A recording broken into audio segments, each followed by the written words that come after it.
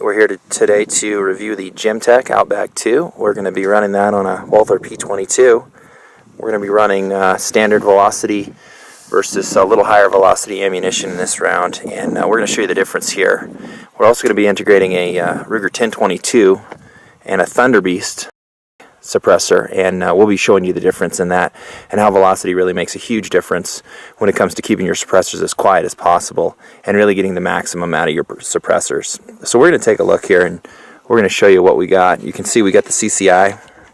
That thing's running right now at about 1060, 1070 I think is what it says on the box, and then we've got your regular Federal rounds there, and those are running up a little higher than that, so they're actually going to break the sound barrier a little bit. You're going to be able to tell a big difference in that. You're not going to be able to see really a big difference in velocities with a pistol when you have a short barrel like that one on that Walther P22, but when you get into the longer barrels on the rifles, you're really going to see a huge difference in the performance of that suppressor, where it may disappoint you if you don't use the right round. So we're going to go ahead and load up and show you what we got. Here we have the Thunder Beast, and that's set up here on this 50th anniversary 1022. We've got your standard Leopold compact scope. That's a 2-to-7 power, and you can see here's how we got it. Now we got those serial numbers covered up with black tape, so if you're wondering why it looks black, that's why. So this is the Thunder Beast. We're going to give it 3 rounds. The previous one was the Gemtech. We'll also show you the difference if this one to let us get the sound here.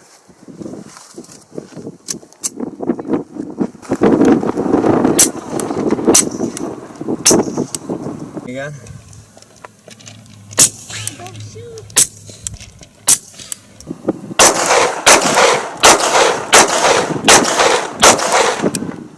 So there we go.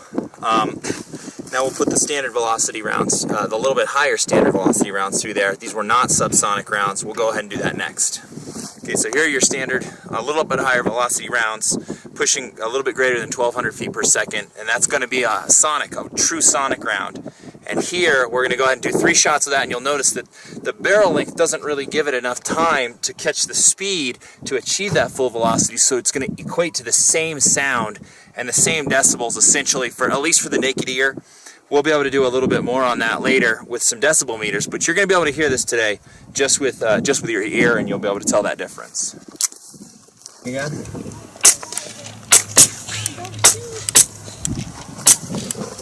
So as you can see, that's almost exactly the same, if not the same. There is no real crack. There is no sonic crack. It's a very quiet round. So here we go. We're going to use the Thunder Beast can only on this one, and you're going to see the difference. The first 3 shots are the sonic, the same sonic we just shot out of the P22 with exactly the same can. But this significantly longer barrel is going to give a significantly different result. So you'll be able to hear this. And so we'll shoot those first 3, we'll stop, and we'll shoot a couple of more to show you the difference. Go ahead and load that up and get going here.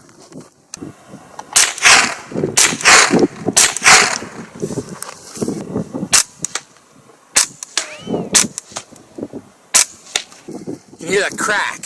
So when you hear the crack, you know that the bullet, even though it does absorb all of the muzzle, all the gases that are coming out, because there's 2 reasons you're going to have noise. You're going to have the muzzle releasing the gas, and then you'll have the sonic crack of the bullet. Those are the 2 big reasons you're going to have the sound when it comes to shooting a rifle or a pistol or anything else. So we see that, and it absorbs all that, but it still can't absorb the sonic crack because of the speed of the bullet. Now we're going to get rid of both of those. We're going to get rid of the sonic crack because it's a little bit slower, and we're going to get rid of all the gases released from the muzzle through the suppressor, and you're going to see the big difference here.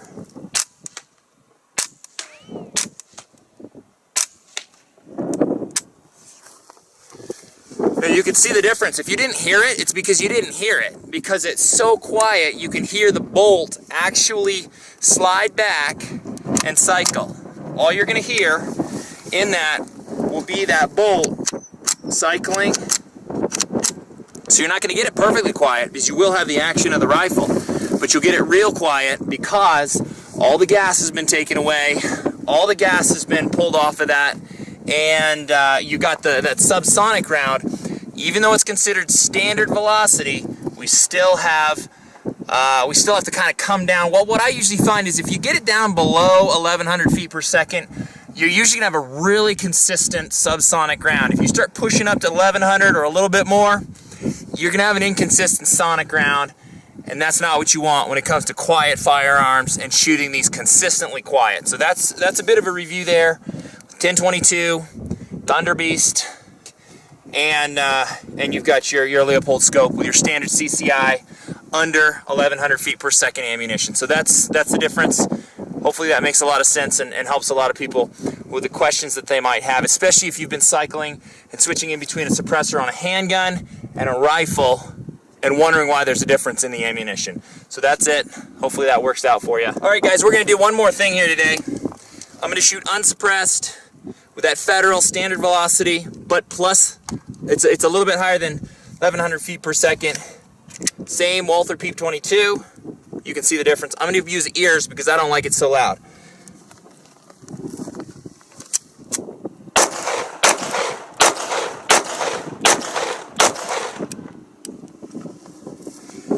Now that's exactly the same round we just shot with that Thunder Beast can on it. Exactly the same round.